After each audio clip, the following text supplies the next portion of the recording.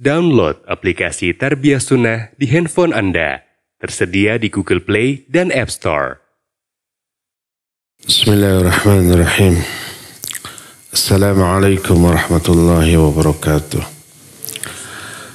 Alhamdulillah wassalatu wassalamu ala Rasulillah wa ala alihi wa ashabihi wa mawalah. Wa ba'd. Anak-anakku sekalian, para santri Ma'had Tahfidzul Quran Tarbiyah Sunnah di Selacau, Bandung Barat, juga para pendengar radio Tarbiyah Sunnah dan beberapa radio lain, beberapa pemirsa TV, serta para netizen, kita jumpa lagi dalam rangka membahas kesalahan-kesalahan di dalam sholat untuk kita hindari.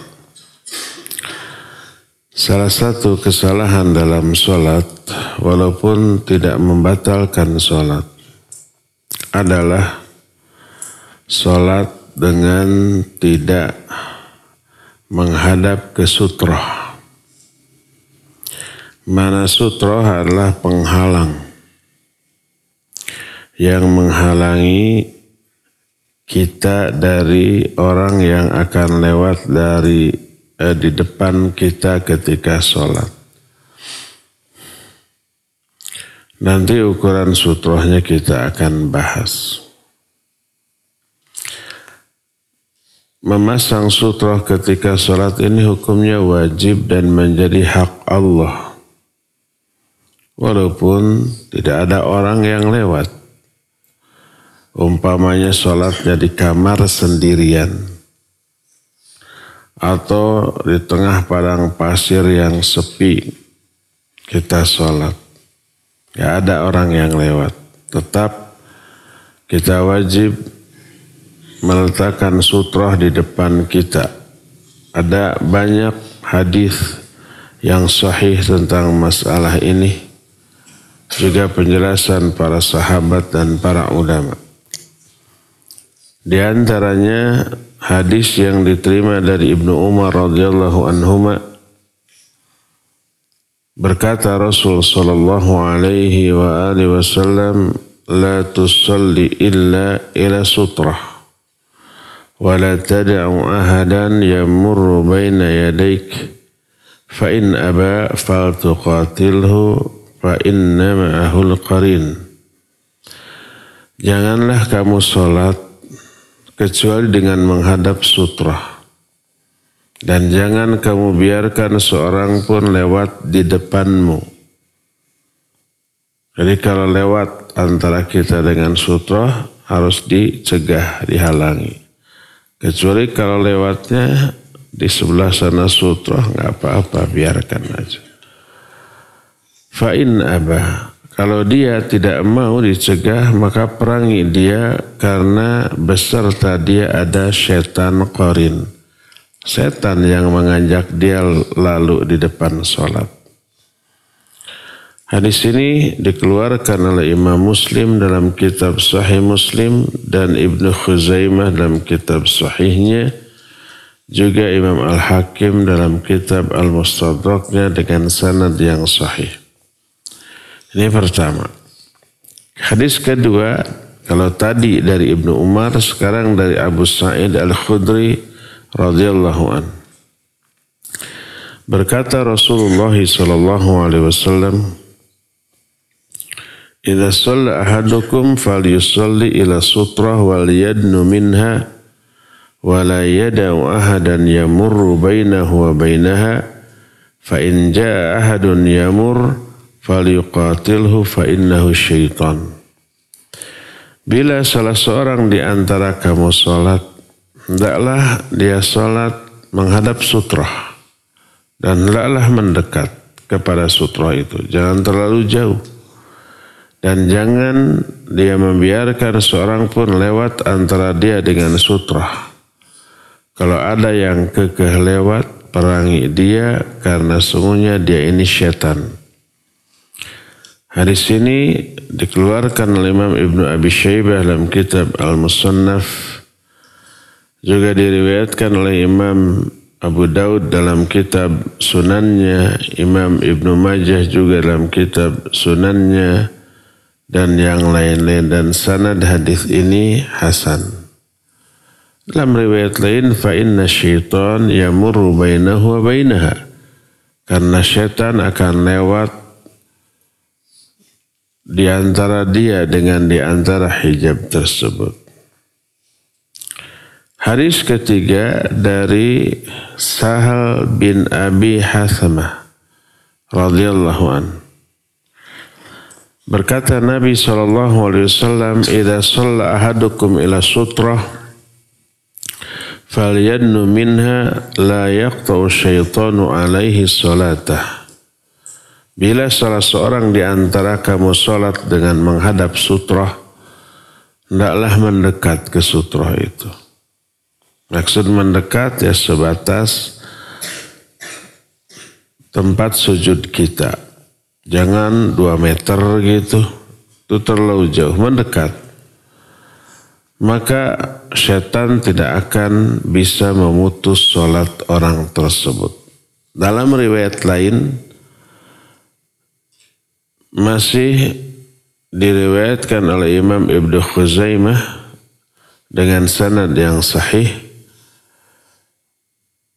Idza shalla ahadukum falyastatir wal yataqarrab minas sutrah fa inna syaitan yamurru baina yadayhi. Apabila salah seorang di antara kalian mau salat, hendaklah dia menyimpan sutrah di depannya, dan hendaklah dia mendekat ke sutrah itu, karena sungguhnya syaitan suka lewat di depan orang yang sholat. Dan banyak lagi hadis lain yang senada dengan itu. Ketika menjelaskan hadis-hadis tersebut, para ulama menerangkan, di antara Imam Asy-Syaukani rahimahullah dalam kitab Nailul Awtar ketika membahas hadis-hadis tentang sutrah. Kata beliau, fihi anna ittikhadha sutrah wajibun. Di dalam hadis-hadis tadi terkandung dalil bahwa mengambil sutrah ketika sholat adalah wajib. Lalu beliau melanjutkan, wa aktsarul ahadits mustamilatun 'alal amri biha wa dhahirul amr al-wujub. Fa'in wajada ma yusarrifu hadhil awamir al-wujub ila nadab fadhak wa la yasluhu litasarruf qawluhu sallallahu alaihi wasallam fa innahu la yadurru ma marra baina yadayhi li'anna tajannubal musalli lima yadurru fi shalah wa yudhibu ba'dha ajriha wajibun alaih. Kebanyakan hadis-hadis tentang sutrah mencakup perintah untuk memakai sutrah. Dan hukum asal perintah adalah wajib. Kaidah menyatakan al-aslu fil amri lil wujub. Kalau ada dalil yang memalingkan perintah ini dari wajib kepada sunnah, maka silakan. Tapi tidak ada. Berdasarkan hal itulah maka Imam Asy-Syaukani menjelaskan memasang sutrah ketika sholat hukumnya wajib. Diperkuat dengan hadis lain yang menjadi sebab syar'i tidak batalnya sholat kalau memasang sutrah ketika 3 jenis makhluk ini lewat. 3 jenis makhluk ini lewat maksudnya adalah yang pertama para wanita, yang kedua himar atau keledai, yang ketiga anjing hitam. Sebagaimana Nabi SAW menyatakan tuqta'us shalah, salat akan terputus dengan wanita yang baligh yang sudah haid atau dengan himar atau dengan anjing hitam. Para sahabat bertanya, apa bedanya anjing hitam, merah atau kuning? Maka dijawab, anjing hitam itu adalah setan. Nah, ini yang menjelaskan bahwa sholat seseorang yang tidak memasang sutroh batal. Yang dimaksud terputus batal bila lewat 3 jenis makhluk ini. Wanita yang haid, wanita yang sudah haid, artinya sudah balik. Kemudian himar atau keledai, dan yang ketiga adalah anjing hitam. Oleh karena itulah maka dahulu para sahabat radhiyallahu anhum ajmain sangat bersungguh-sungguh untuk sholat dengan menghadap sutrah, baik terungkap dalam bentuk ucapan mereka ataupun perbuatan mereka. Sebagaimana satu riwayat dari Qurrah bin Iyas radhiyallahu an, dia berkata, Ra'ani Umar wa ana usalli baina ustuwataini fa akhadha biqafai fa adanani ila sutrah fa qala salli ilaiha. Kata Qurrah bin Iyas, Umar melihat aku ketika aku sholat antara 2 tiang, kiri tiang, kanan tiang. Jadi sholatnya tidak menghadap sutrah. Maka Umar memegang tengkuk aku lalu digeser menghadap ke sutrah. Lalu berkata, salatlah kamu dengan menghadapnya. Ini perbuatan Umar. Umar berbuat begitu karena beliau tahu hadis-hadis Nabi tentang keharusan salat menghadap sutrah. Dan hadis ini sahih diriwayatkan oleh Imam Bukhari dalam kitab Sahih Bukhari. Berkata Imam Al-Hafidh Ibnu Hajar Al-Asqalani dalam kitab Fathul Bari, syarah Sahih Bukhari, ketika menjelaskan hadis ini, kata Imam Ibnu Hajar, arada Umar bidzalik an takuna salatuhu ila sutrah. Maksud Umar berbuat demikian agar orang tersebut salatnya menghadap sutrah. Ini sahabat pertama Umar. Kedua, anaknya Ibnu Umar. Dia berkata, idza shalla ahadukum falyusalli ila sutrah falyadnu minha kay la yamur syaitan amamah. Kalau salah seorang di antara kamu salat, hendaklah salat menghadap sutrah dan mendekatlah ke sutrah itu agar syaitan tidak lewat di hadapannya. Ucapan Ibnu Umar ini dikeluarkan oleh Imam Ibnu Abi Syaibah dalam kitab Al-Musannaf dengan sanad yang sahih. Berkata Abdullah bin Mas'ud, coba, ini cukup keras ucapan Ibnu Mas'ud. Arba'un minal jufa. Ada 4 perkara yang termasuk al-jufa. Al-jufa itu kesalahan, garing kata orang Sunda. 2 di antaranya ayyusalli ar-rajul ila ghairi sutrah aw yasma'ul munadi thumma la yujibuh.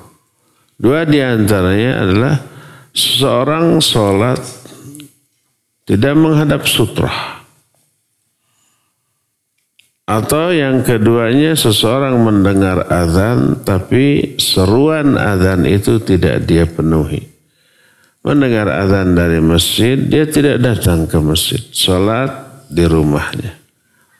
Ini jufa. Jufa itu ungkapan lain dari kebodohan. Ucapan Ibnu Mas'ud juga dinukil Imam Ibnu Abi Syaibah dalam kitab Musannif dan juga Imam Al-Baihaqi dalam kitab As-Sunan Al-Kubra, dan hadis ini sahih. Ketika menjelaskan hal ini, berkata para ulama, sebagaimana yang diterangkan dalam Ahkamus Sutrah fi Makkah wa ghairiha, fanzur ya akhil qari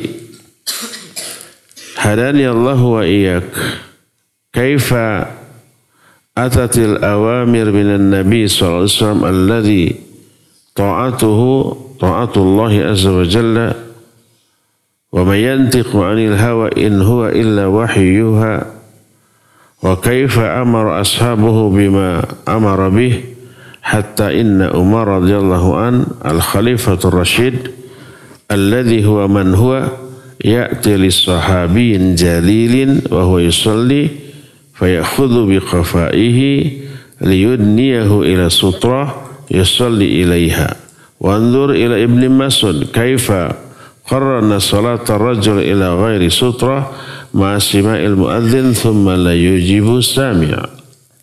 Perhatikan wahai pembaca sekalian yang semoga Allah memberikan hidayah kepada kita. Bagaimana datang beberapa perintah dari Nabi tentang sutra. Yang siapa yang mentaati Nabi berarti mentaati Allah. Yang enggak pernah beliau berbicara dari hawa nafsu. Semua pembicaraannya tiada lain kecuali wahyu yang Allah berikan kepadanya. Juga bagaimana para sahabat memerintahkan dengan perintah yang diberikan oleh Nabi. Sampai Umar, seorang khalifah yang rasyid, kita tahu siapa beliau. Dia datang kepada sahabat yang sedang salat tidak menghadap sutroh, lalu dipegang tengkuknya, digeserkan agar menghadap sutroh padahal sedang salat. Lihat juga bagaimana Abdullah bin Mas'ud menyamakan orang yang sholat tanpa menghadap sutroh dengan orang yang mendengar azan tapi tidak memenuhi panggilan azan tersebut. Berkata Anas radhiyallahu an, laqad ra'aitu ashaban Nabi sallallahu alaihi wasallam yatabadzaruna asawari indal maghrib hatta yakhrujan Nabi sallallahu alaihi wasallam. Aku melihat para sahabat Nabi berlomba-lomba paheula-heula. Apa paheula-heula tuh? Ya berlomba-lomba untuk menuju tiang-tiang pada waktu akan maghrib. Untuk salat sebelum maghrib. Sampai Nabi keluar mengimami salat maghrib. Ucapan Anas ini cerminan pemahaman para sahabat tentang salat menghadap sutrah. Dan hadis ini sahih riwayat Imam Bukhari. Dalam riwayat lain, wahum kadzalika yusalluna raka'atain qabla al-maghrib. Mereka melakukan itu untuk melakukan salat 2 rakaat sebelum maghrib. Ini juga masih dalam kitab Sahih Bukhari. Inilah Anas menceritakan tentang sikap para sahabat di waktu yang sempit, yaitu antara azan dengan qomat pada waktu maghrib. Bagaimana para sahabat berburu tiang-tiang di masjid untuk melakukan sholat sunat 2 rakaat sebelum maghrib. Berkata Nafi ini pembantunya Ibnu Umar radhiyallahu anhuma. Kata Nafi, kana Ibnu Umar idza lam yajid sabilan ila sariyah min sawaril masjid qala li wallini dhahrak.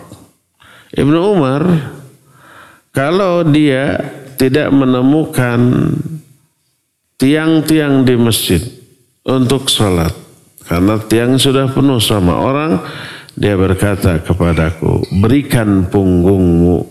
Dia disuruh duduk, lalu Ibnu Umar sholat dengan menghadap punggung orang tersebut.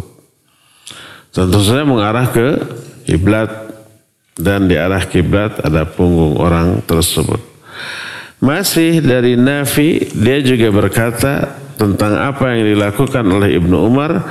Kana Ibnu Umar la yusalli illa ila sutrah. Ibnu Umar tidak pernah salat kecuali dengan menghadap sutrah.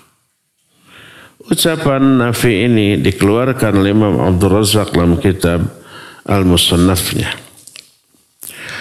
Selain sahabat-sahabat tadi, Ada sahabat lain namanya Salamah bin Al-Aqwa. Dia kalau bepergian lalu datang sholat di tengah jalan, tentu saja nggak ada masjid. Kalau zaman sekarang setiap RW ada masjid. Kalau zaman dahulu tidak. Jangankan masjid, rumah juga tidak ada. Kalau di tengah perjalanan, di tengah padang pasir. Datang waktu sholat, apa yang dia lakukan? Wa kana Salamah bin Al-Aqwa yansibu ahjaran fil bariyah fa idza arada ay yusalliya shalla ilaiha. Al-Aqwa ini, Salamah bin Al-Aqwa ini, kalau dia mau sholat, dia mengumpulkan beberapa batu yang kemudian ditumpuk-tumpuk. Kemudian dia sholat dengan menghadap kepada batu itu. Tentu saja ke arah kiblat. Dia menumpuk batu bukan sujud atau sholat menghadap batu, bukan. Sholatnya untuk Allah, tapi Allah melalui lisan Rasulnya alaihi salatu wasallam mengharuskan kita memasang sutrah di depan agar tidak lewat setan yang mungkin menggoda. Sama lah dengan kita sholat menghadap Ka'bah. Apa kita menyembah Ka'bah? Tidak. Apa kita ruku dan sujud ke Ka'bah? Tidak. Ruku sujudnya kita menyembah Allah. Kenapa harus menghadap Ka'bah? Ya karena Allah yang perintahkan. Sholatlah kalian dengan menghadap ke Ka'bah. Bukan menyembah Ka'bah. Tapi kalau kita tidak mampu menghadap Ka'bah ketika sholat, umpamanya karena di kendaraan sholatnya, atau karena tidak tahu arah Ka'bah di mana, sholat saja dengan menghadap kemana saja, sah sholatnya, tidak rusak sedikit pun, tidak berkurang sedikit pun pahalanya. Berkata Imam Asy-Syaukani dalam kitab Nailul Awtar, setelah mengutip ucapan para sahabat dan perbuatan para sahabat tadi, beliau mengatakan fi hadzal athar la farqa baina as-sahari wal umran zahirul ahadithus sabiqah wa fi'lun nabi sallallahu alaihi wasallam yu'ayyidu dzalik kama nassu alaihi.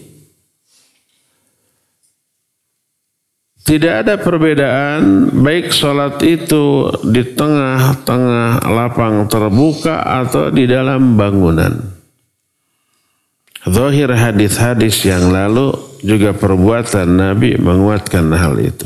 Di dalam bangunan menghadap sutra, kalau baik sutranya berupa dinding, berupa tiang, berupa benda apa saja yang kalau tidak ada orang yang sedang duduk punggungnya dijadikan sutra.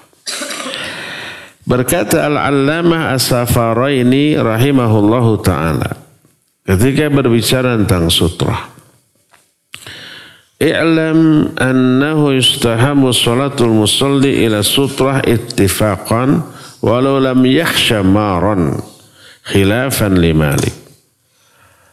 Wa atlaqa fil wadih yajibu fi jidarin aw syai'in sakhisin wa ardi sutrah a'jabu ilal Imam Ahmad.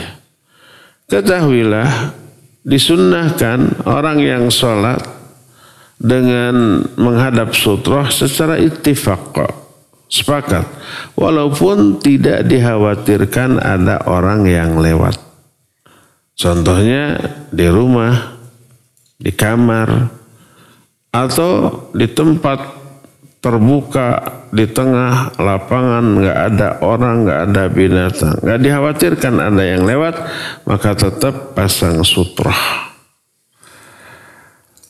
Berdasarkan hal itulah maka tidak heran apabila orang-orang zaman baheula mula atau orang yang faham kemudian pengelola sebuah masjid, mereka menyediakan sutrah.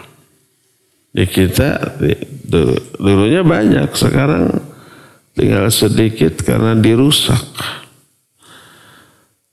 Entah oleh para santri, entah oleh para orang tua jamaah yang merusaknya. Entah ku Abu Bakar. Jadi tinggal sedikit. Waktu saya pulang dari Jakarta ke Bandung atau dari Kerawang atau dari Cikarang atau dari Subang, pokoknya ada ang-angnya lah. Sholat di rest area di tol, di masjid itu ada lihat sutrah dan ada hadis di sana.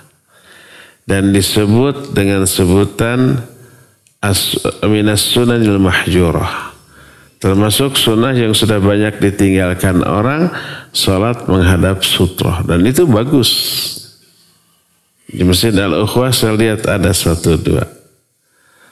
Ada hadis yang dicantumkan di sana biar orang tahu untuk apa ini. Ternyata sutrah. Cuma sayang, ada sayangnya. Sayangnya pendek teing. Mungkin mereka tahu dalil tentang harus memasang sutra, tapi nggak tahu keterangan-keterangan tentang ukuran sutra. Nanti kita akan jelaskan minimal ukuran sutra itu segimana gitu ya. Tingginya atau lebarnya segimana. Boleh nggak sutra hanya dengan garis atau pulpen yang diletakkan. Itu penjelasannya cukup panjang dan tak cukup untuk kita teruskan sekarang. Nanti akan kita lanjutkan di hari Jumat yang akan datang tentang ukuran sutra minimal yang harus kita pakai sebagai sutra ketika sholat. Ya, untuk pagi ini cukup sampai di sini dan kita sekarang buka sesi tanya jawab. Wassallallahu ala nabiyina Muhammadin wa ala alihi wa ashabihi wasallam. Assalamualaikum warahmatullahi wabarakatuh. Waalaikumsalam warahmatullahi wabarakatuh. Nanti jangan dimatikan ya. Perkenalkan, nama saya Abdul Razak dari Pekanbaru. Abdul Razak Pekanbaru. Silakan. Jika tidak ada sutra yang bisa digunakan, apakah boleh menjadikan peci untuk sutra? Apakah boleh? Apakah boleh menjadikan peci untuk sutra? Menjadikan peci. Ya, kalau nggak ada sutra, boleh nggak sutranya pakai peci? Tergantung pecinya itu setinggi apa. Kalau yang begini disimpan ngelumbuk di bawah, tidak boleh. Nanti kita jelaskan. Sutra sekarang ya apa-apa dibocorkan sedikit. Sutra minimal setinggi 1 hasta. 1 hasta ini selutut, sesikut segini, hampir 1/2 meter. Yang penting tingginya, kita tidak peduli terhadap lebarnya. Walaupun umpamanya lidi yang kecil kita tancapkan minimal 1 sikut ini. Kita tancapkan nggak masalah. Tidak masalah walaupun umpamanya kuda atau keledai. Kalau zaman dahulu bepergian memakai kuda, unta, keledai di tengah jalan mau sholat. Sholat menghadap ke binatang tunggangannya. Menghadap kiblat tentu saja. Tapi binatang itu dijadikan sutra. Gak masalah. Atau tadi lidi. Atau apapun. Sampai para ulama zaman dahulu kalau tidak ada. Mereka menumpuk-numpukan pasir sampai menggunung. Setinggi kira-kira 1 hasta. Lalu menghadap itu. Nah sekarang bagaimana kalau sutranya itu hilang. Kalau kuda dia pergi gitu ya. Apa harus ditutur-tutur? Kalau umpamanya sutranya berupa kayu, terus tumbang. Atau diambil orang. Diambil Abu Bakar, kita lagi sholat, Abu Bakar noh. Apa harus ditutur-tutur Abu Bakar? Atau umpamanya pasir yang ditumpuk-tumpuk kemudian datang angin, pasir itu menjadi rata. Apa yang harus dilakukan? Tidak perlu mengejar-ngejar sutra. Tidak perlu di tengah sholat membuat lagi menumpuk-numpuk. Kalau batu umpamanya ternyata ada angin kencang kemudian si batu itu amruk. Apa harus dibuat lagi? Tidak. Kalau umpamanya ada orang duduk di depan kita sholat dengan menghadap orang itu lalu pergi. Apa yang harus kita lakukan? Imam Malik menyatakan dia boleh bergeser ke depan, ke kanan, ke kiri atau ke belakang untuk mencari sutra. Kalau langkahnya hanya langkah-langkah kecil, jaraknya dekat. Adapun kalau terlalu jauh, umpamanya kita sholat di belakang, kemudian nyimpen sutra, ternyata sutra itu diambil sama anak kecil, kan anak kecil nggak punya pikiran ya, punya pikiran tapi belum jejeg gitu, diambil pakai kekudaan. Sutra tidak ada lagi, yang ada di depan seberapa meter, 10 meter. Apa kita harus berjalan? Tidak. Tetaplah sholat, walaupun sutranya tidak ada, tapi dia wajib menghalau setiap orang yang mau lewat di depannya. Itu perkataan Imam Malik. Syekh Al-Utsaimin rahimahullahu ta'ala menyatakan kewajiban meletakkan sutra hanya di awal. Awal terapkan. Kalau ternyata sutra itu hilang, maka kita tidak perlu bergeser mencari sutra ke kanan, ke kiri, ke depan, ke belakang. Teruskan sholatnya tanpa sutra. Baik sutranya hilang itu karena berupa orang kemudian dia pergi, atau umpamanya sutranya berupa kayu kemudian diambil anak kecil, teruskan sholatnya tanpa menghadap sutra apapun, karena kita sudah melakukan kewajiban itu di awal sholat dan sholatnya tetap sah. Wallahu a'lam bishawab. Jadi peci boleh enggak? Enggak, karena kalau pecinya kayak gini ya ngelumuk. Kalau pecinya kayak gitu yang hitam, paling sejengkal juga kurang ya. Jadi jangan pakai peci. Wallahu a'lam. Ada lagi tadi siapa yang di sebelah sini? Assalamualaikum warahmatullahi wabarakatuh. Waalaikumsalam warahmatullahi wabarakatuh. Nama ana Naufal dari Cimahi. Kalau misalnya kita sholat tanpa sutra, apakah bisa mengurangi pahala kita? Taib, barakallahu fiqh. Naufal dari Cimahi. Kalau orang sholat atau kita sholat tanpa sutra, apa yang terjadi? Ulama tadi ikhtilaf, ada yang mewajibkan, ada yang mensunnahkan. Yang mewajibkan, dia berdosa. Orang yang sholat tanpa sutra dan dia tahu tentang hukum wajibnya sutra, dia berdosa. Apa sholatnya rusak? Tidak rusak. Kita tahu kewajiban-kewajiban di dalam sholat banyak. Walaupun kewajiban itu bukan bagian dari sholat. Seperti wajib ikhlas, wajib khusyuk, wajib sholat di awal waktu, wajib berjamaah di masjid bersama imam tanpa uzur bagi laki-laki. Termasuk kewajiban menetapkan sutra. Kalau itu tidak dilakukan, sholatnya sah tapi dia berdosa. Itu pertama. Kedua, sholatnya rusak kalau ada yang lewat. Berdasarkan hal itu, tetaplah dia harus menetapkan sutra. Kalau tidak memakai sutra dalam sholat, sholatnya tetap sah. Tidak batal. Tapi ada yang kurang. Ya, wallahu a'lam. So, nggak ada lagi? Assalamualaikum. Waalaikumsalam. Nama? Hendra. Dari Cimahi. Hendra dari Cimahi. Ustaz, kalau salat nyimpen Quran kecil misal di saku, itu boleh atau enggak? Boleh enggak sholat dengan nyimpan Quran baik kecil ataupun besar di saku? Kalau Quran besar enggak muat ya. Kecuali kalau sakunya gede. Boleh apa tidak? Iya, boleh saja, tidak apa-apa. Yang tidak boleh adalah disimpan di bawah. Karena itu karena itu mengandung makna merendahkan mushaf Al-Quran. Mushaf itu makhluk kok. Kertas biasa. Tapi di dalamnya ada tulisan kalamullah. Al-Quranul Karim sifat Allah kalamullah. Ya wajiblah untuk dimuliakan. Dengan cara tidak disimpan di sembarang tempat.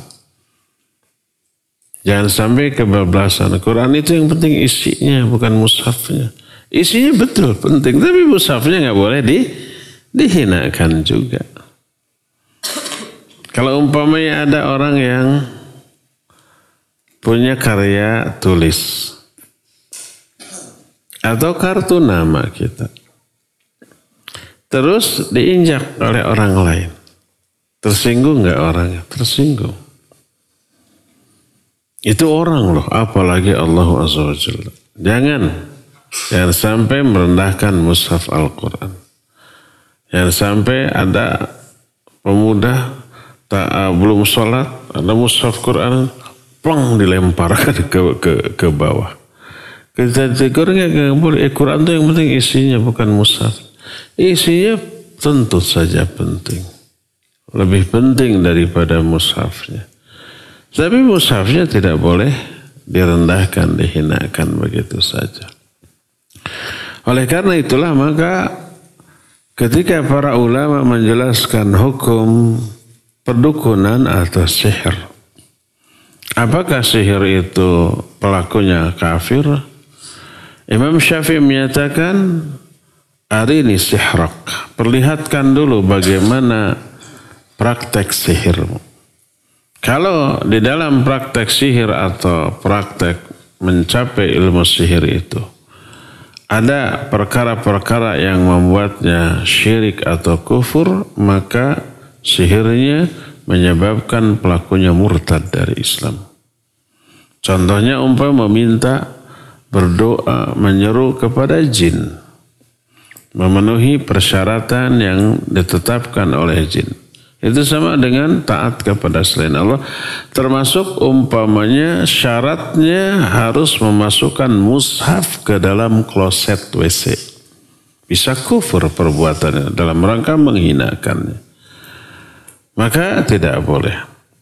Maka si tukang sihir atau dukun tersebut kufur, murtad dari Islam. Adapun kalau praktek sihirnya atau perdukunannya hanya sekedar trik, tipuan, sejak zaman dahulu para tukang sihir dan tukang dukun-dukun itu tukang tipu dengan trik. Ada yang tidak terbakar dengan api, ada yang hanya menggosokkan dua telapak tangannya keluar asap. Ternyata itu trik, tipuan. Dia membalurkan terlebih dahulu ramuan tertentu. Yang dengan ramuan itu menyebabkan umpamanya si tangannya ketika terbakar api tidak panas.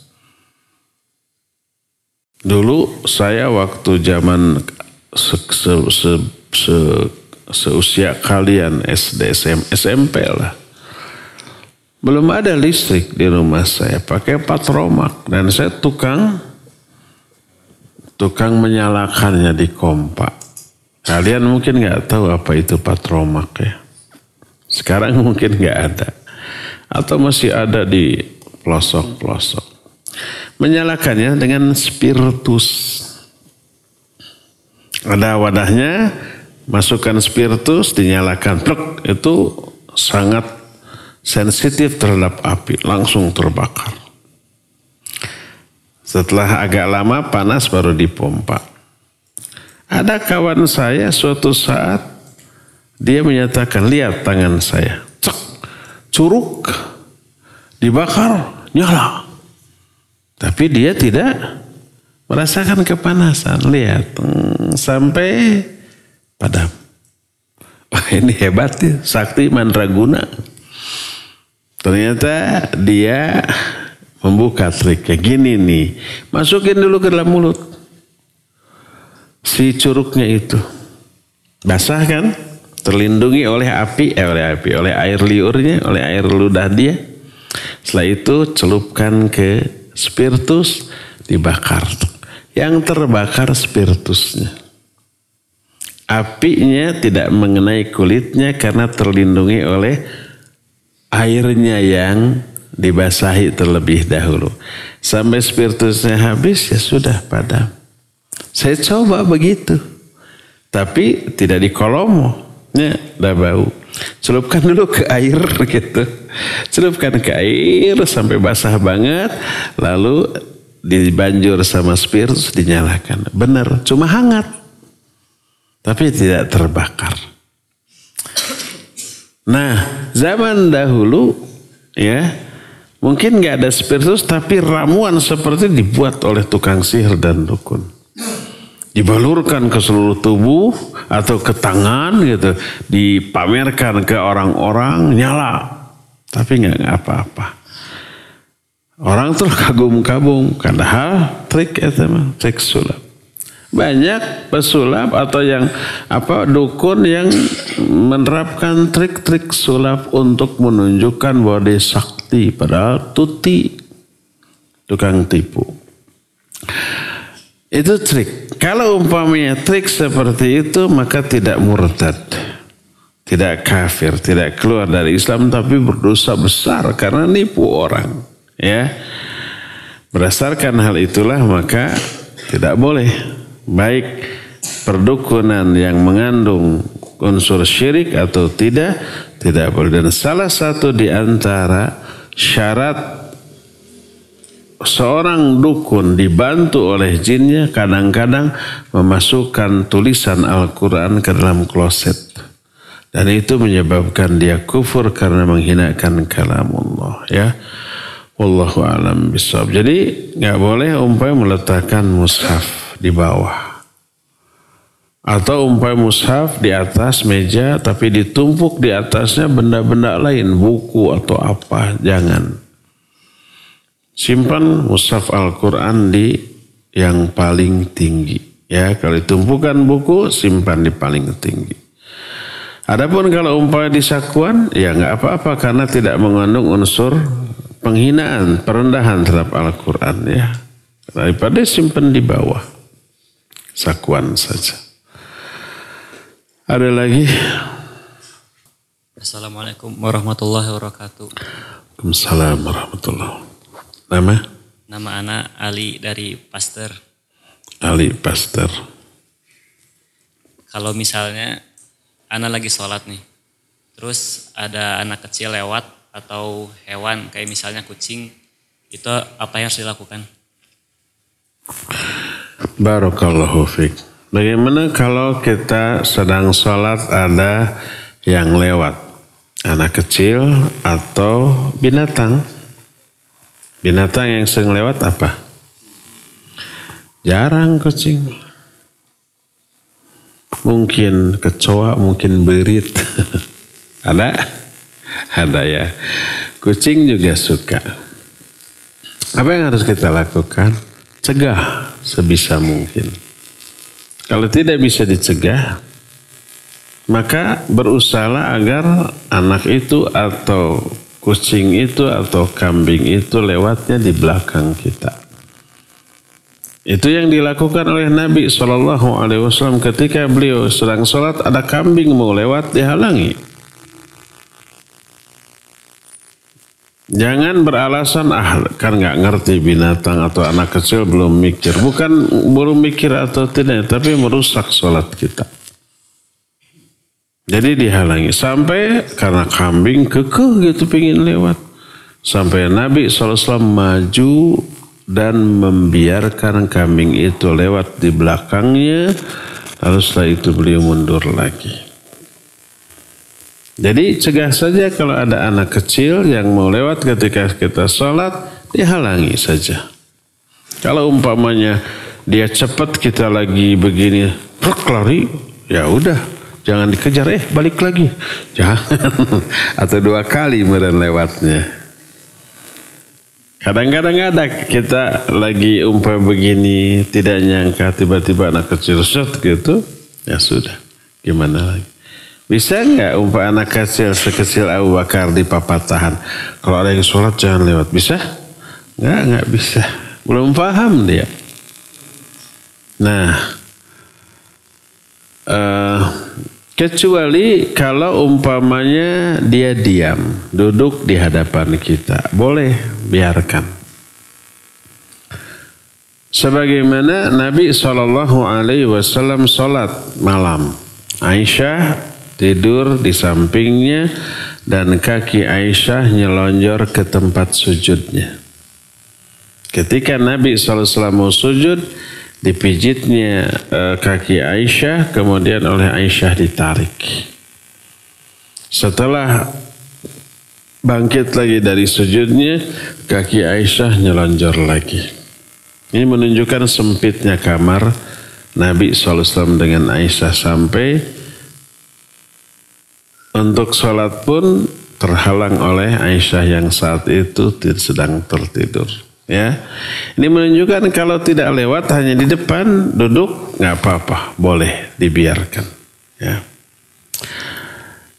Wallahu a'lam bishawab. Ada lagi?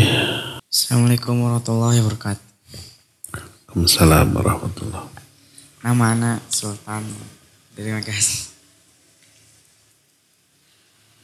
Orang yang melewati sholat kan harus diperangi. Apakah maksud diperangi itu harus dibunuh atau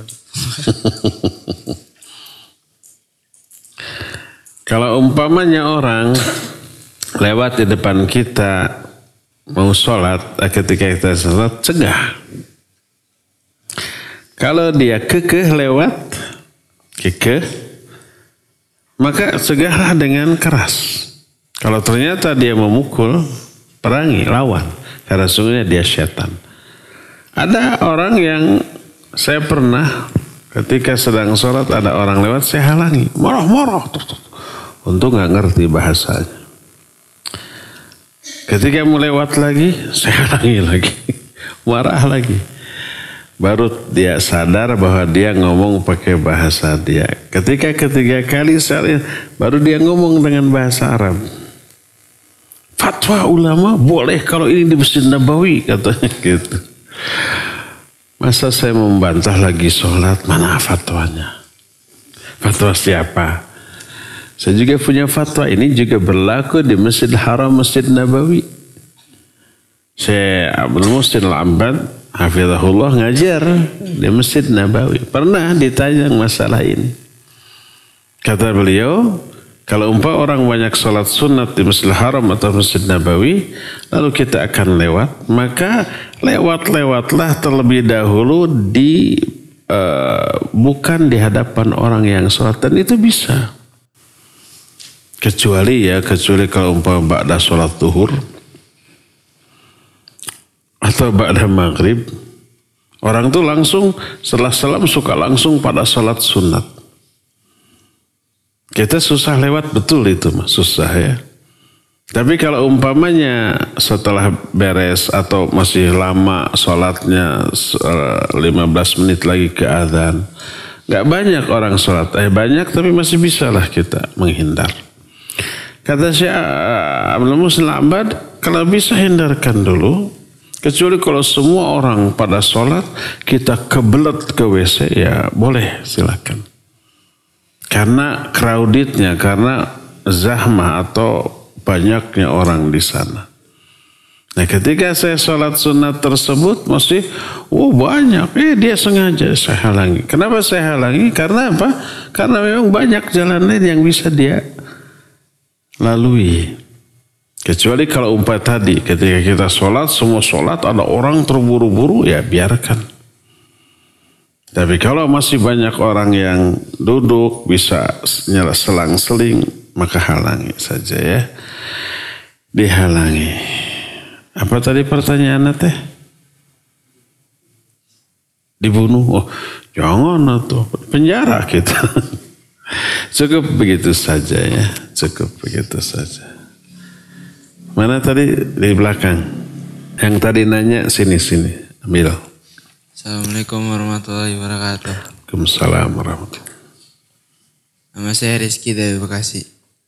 Ustaz, afwan pertanyaannya di luar tema. Kan bersalawat kepada Nabi Muhammad SAW itu wajib. Dan saat khutbah kita kan nggak boleh berbicara. Kalau misalnya khotib bersalawat kita wajib salawat apa tidak? Baik, barakallahu fiik. Jadi ketika khutbah kita nggak boleh berbicara. Kalau yang khutbahnya bukan kita. Kalau yang khutbahnya kita wajib bicara. Kalau kita jadi makmum, imam sedang khutbah, kita nggak boleh bicara. Karena Nabi SAW menyatakan, "Idza qulta li sahibika yaumal jum'ah ansit wal imamu yakhtub faqad laghawta faman lagha fala jum'atalah." Bila kamu berbicara kepada saudaramu di hari Jumat, diam kamu. Padahal imam sedang khutbah. Maka kamu lagho, sia-sia. Siapa yang lagho, tidak ada Jumat baginya. Jadi haram berbicara ketika imam sedang khutbah. Nah sekarang kalau umpamanya khatib mengucapkan, menyebut nama Nabi SAW, kan kita wajib untuk bersolawat. Atau imam berdoa, kita disunahkan untuk mengapakan? Mengaminkan. Bagaimana tentang hal itu? Nah, dalam kitab ini juga masih masyhur Hasan Salman, kitab Qaul Mubin fi Akhtar Muslim, membahas hal itu. Salah satu di antara kesalahan orang yang sholat adalah ketika khutbah adalah mengaminkan doa imam. Karena apa? Hadis idza qulta li sahibika yaumal jum'ah. Kalau kamu berbicara kepada temanmu pada hari Jumat ketika imam khutbah, diam kamu. Itu adalah amar ma'ruf nahi munkar. Ada teman ketika orang khutbah, dia ngomong. Kemungkaran enggak? Ya, kemungkaran. Kita larang, diam. Itu amar ma'ruf nahi munkar. Dan amar ma'ruf nahi munkar hukumnya wajib. Kalau melihat kemungkaran yang dilakukan oleh teman, wajib dicegah. Man ra'a minkum munkaran falyughayyirhu biyadihi. Wajib dicegah. Tapi kalau itu terjadi ketika khutbah, ternyata dilarang. Menyebabkan Jumatannya sia-sia. Padahal melakukan kewajiban, cuma kewajiban ini berupa omongan. Hei, diam. Maka kata saya masyhur Hasan Salman, kalau amar ma'ruf nahi munkar saja yang wajib dilarang dilakukan ketika mendengar khutbah, apalagi yang di bawah itu. Mengaminkan doa imam hukumnya apa? Sunnah. Termasuk bersalawat kepada Nabi SAW, ya sebagian ulama menyatakan wajib, tapi kadarnya di bawah ini. Maka solusinya adalah tetaplah bersalawat kepada Nabi SAW, tapi tidak menggerakkan lisan kita, hanyalah dalam hati. Mengaminkan doa imam juga di dalam hati tanpa ada gerakan lisan. Yang terlarang adalah ucapan dengan gerakan lisan. Adapun amalan hati, menghayati, termasuk bersalawat kepada Nabi ketika nama beliau disebut oleh khatib, atau mengaminkan doa imam, ya boleh. Lakukan itu dalam hati, tak harus diucapkan dengan kata-kata. Wallahu a'lam. Ada lagi, Cung? Tidak ada, ya sudah cukup. Subhanakallahum bihamdik, asyhadu an la ilaha illa anta, astaghfiruka wa atubu ilaik, walhamdulillahi rabbil alamin, wassalamualaikum warahmatullahi wabarakatuh.